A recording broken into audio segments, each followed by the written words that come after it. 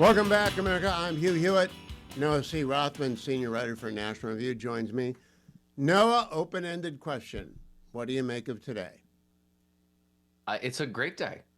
It's almost a glorious day.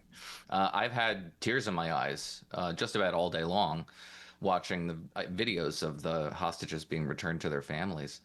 It's very gratifying, and while there is some cause for consternation in the deal, and I understand it, it's a very distasteful, lopsided exchange of detainees, security detainees inside Israel for these hostages who should never have been used as leverage in the first place. I get it. I'm very frustrated with it. I can't gainsay the Israeli reaction, though. Israelis seem to have compartmentalized the risk that they're running of perhaps another Sinwar being out there with the elation that they clearly feel at the end of Israel's longest war, a spectacularly successful war, which has advanced its strategic objectives and America's strategic objectives. It was a terrible, horrible day on October 7th, but the world has changed in measurable ways that will benefit the United States and Israel in the long run.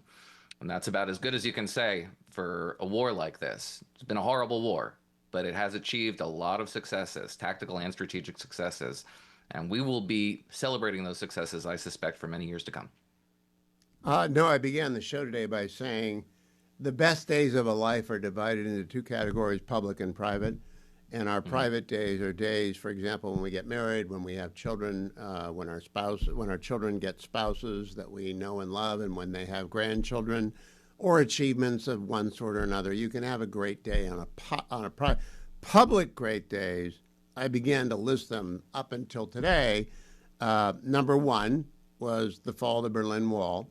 This is now either number two or number three. The release of our hostages when Ronald Reagan was inaugurated is probably still number two, but then it's number three. I mean, there are other great days. I was very happy when Justice Kavanaugh was confirmed, Justice Thomas was confirmed. I was very glad when we toppled the statue of Saddam.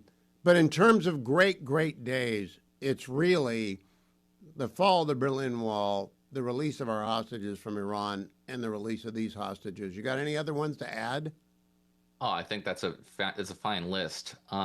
It is a poetic and symbolic summation of the events that occurred after October 7th. The decimation of Hezbollah and Hamas, the fall of the Assad regime, the attack on Iran's nuclear program, all of them combine in this day to symbolize the events that have occurred and the course of history that has been changed. I think that's a really good summation because just like the Berlin Wall, the collapse of the Berlin Wall was sort of a symbolic beginning of the end of the Soviet Union. A lot of events contributed to it, and there were many subsequent events that followed, all of which could have gone a different direction. You know, I mean, we did not have to have a union treaty. We did not have to open the archives and give Estonian deputies access to the Molotov-Ribbentrop Pact. You know, we did not have the August coup necessarily in our heads. So a lot of things can happen in between the future, the implementation of this deal and the fruition of a new destiny for the Middle East. But you can see the outlines of it from here, right? I mean, Yes, the you Abraham can. Accords. The Abraham Accords Yes, were you predicated can. on two really big ideas. One is that the threat from Iran is the biggest problem. We need to confront it. And two, the thorny Palestinian issue, let's put that on the back burner for now. Peace, we won't get there first. We'll do that last. And it has been a spectacularly successful formula.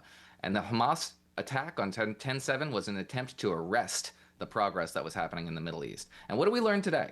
We learned from the Washington Post that military coordination among 7 Arab nations with Israel never stopped over the course of that war. In fact, it deepened. And that tells you something about the trajectory in which the Middle East is headed.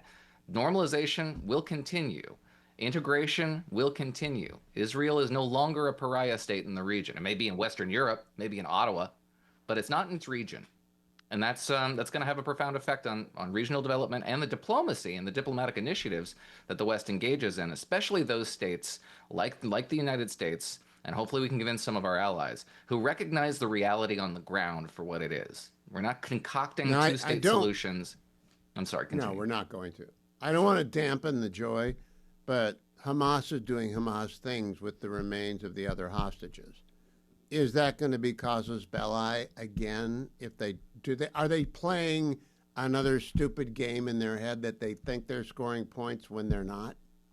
Yeah, I think so. And I'm not entirely sure where the deal goes from here. If there's a sustained and um, directed effort to undermine the deal, then the deal's off and the war starts again.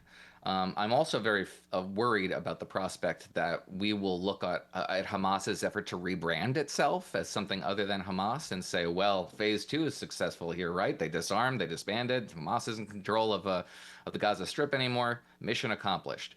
There are pitfalls in the way here. And I do worry that the deal will become something that we have to preserve, even if the deal's terms are not being observed. That's a real Tony concern for me. Blinken, Jake Sullivan approach. I don't think Yep. that's a Marco Rubio, Donald Trump approach. I don't think so either. Yet to be determined. I don't want to engage in a failure of imagination here because the deal is such a profound diplomatic coup that the logic of insisting that it is intact when it is not could prevail. That's just a human foible. It's not necessarily a Democratic or Republican foible. But as you say, we've got many positive indications from this administration that it doesn't suffer from the same cognitive flaws that the last administration suffered from. The first being that force, the application of force, is the prerequisite to peace when you're at war. There's a very simple formula: defeat Israel's enemies first, make peace with them second. That just proved so elusive to much of Western Europe and much of Western opinion, especially left-leaning opinion, over the course of this war. And it's such a simple and self-evidently successful formula that you have to wonder if it will catch on, especially in those quarters that are giving Donald Trump credit where he deserves it. Like, for example, former Secretary of State Hillary Clinton. You can't say the same for just about every other Democrat, but many have been coming around to the compelling logic of force first, peace second. And a last question. There have been 2 years of anti-Semitic outbursts on campuses across the United States, dressed up as pro-Gaza outbursts. What happens to that effort? I mean, their reason for being is gone. And do they go away? No, they don't go away, but they rebrand just as Hamas is rebranding. There was violence on America's campuses before October 7th, 2023. There was radicalism, anti-Westernism, and agitation bordering on harassment and violence and crossing the threshold into harassment and violence at places like Berkeley, Middlebury College. That's going to continue. October 7th wasn't the galvanizing force here. It was just something around which that they could rally to channel and harness the violent energies that they were already exhibiting. We're going to continue to see that. It'll be another cause. It'll be a different cause. But it all stems from the same anti-Westernism, the same belief that the West is the font from which all evils spring and must be destroyed. That is what we're contending with. Well, peace is itself a solvent of idiocy, so hopefully peace will make some of it go away. Noah C. Rothman on X. Read him at National Review. I hear him occasionally on the Commentary Podcast and usually on the Editor's Podcast. Thank you, Noah. Noah C. Rothman on X. I'll be right back, America. Stay